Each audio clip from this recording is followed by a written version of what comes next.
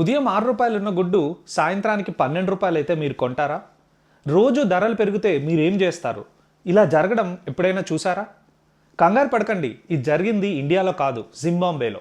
2008లో జింబాబ్వేలో ప్రతి గంటకు ధరలు పెరిగిపోయేవి. ఎందుకు? సూపర్ మార్కెట్ లైన్లో నిల్చుంటే బిల్ కౌంటర్కి వెళ్లే లోపే ధరలు మారాయి అంట. ఎంత అంటే ప్రతిరోజు ప్రైజెస్ 100% పెరిగిపోయేవి. దీన్నే హైపర్ ఇన్ఫ్లేషన్ అంటారు. అసలు జింబాబ్వేకి ఈ పరిస్థితి ఎలా వచ్చింది? ఆ డీటెయిల్స్ అన్నీ చాలా సింపుల్గా చెప్తాను. ముందు ప్లీజ్ సబ్స్క్రైబ్ చేసుకోండి. జింబాబ్వే 1900స్లో బ్రిటిష్ పాలనలో ఉండటం వల్ల దేశానికి ఇండిపెండెన్స్ వచ్చాక కూడా కమర్షియల్ పొలాలు అక్కడ ఉన్న తెల్లవాళ్ళకి ఎక్కువగా ఉండేవి. 2000లో వాళ్ళ prime minister Robert Mugabe local జనాల పొలిటికల్ సపోర్ట్ కోసం అవి బలవంతంగా జింబాబ్వే నల్ల వాళ్ళకి పంచిపెట్టారు. వినడానికి ఇది బాగానే ఉన్నా ఇది Mugabe political and corruption mind సెట్తోనే చేశారు. ఈ ఫార్మ్ పాలసీ జింబాబ్వే కొంప ముంచింది. ఫార్మింగ్ మీద ఏమాత్రం ఎక్స్పీరియన్స్ లేని జనాలకి ఈ పొలాలు పంచిపెట్టడం వల్ల అగ్రికల్చర్ మీద డిపెండ్ అయ్యే వాళ్ళ ఎకానమీ దెబ్బతింది. వాళ్ళ ఫుడ్ ప్రొడక్షన్ 2000 నుంచి 2008 లోపు 60% కన్నా ఎక్కువ పడిపోయింది. దీనివల్ల దేశంలో ఫుడ్ సప్లై పడిపోయింది. కానీ డిమాండ్ అలానే ఉంటుంది కదా, అందుకే ప్రైసెస్ పెరిగాయి. దీనితో ఇన్ఫ్లేషన్ స్టార్ట్ అయింది.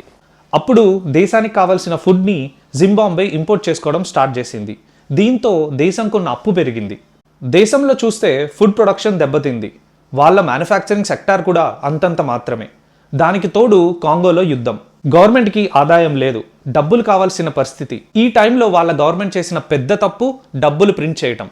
దీనివల్ల ఉన్న ఇన్ఫ్లేషన్ కాస్త హైపర్ ఇన్ఫ్లేషన్గా మారింది. ఇలా డబ్బులు ప్రతిదానికి ప్రింట్ చేయడం మొదలుపెట్టింది జింబాబ్వే గవర్నమెంట్. దానివల్ల జింబాబ్వే కరెన్సీకి వాల్యూ పోయింది.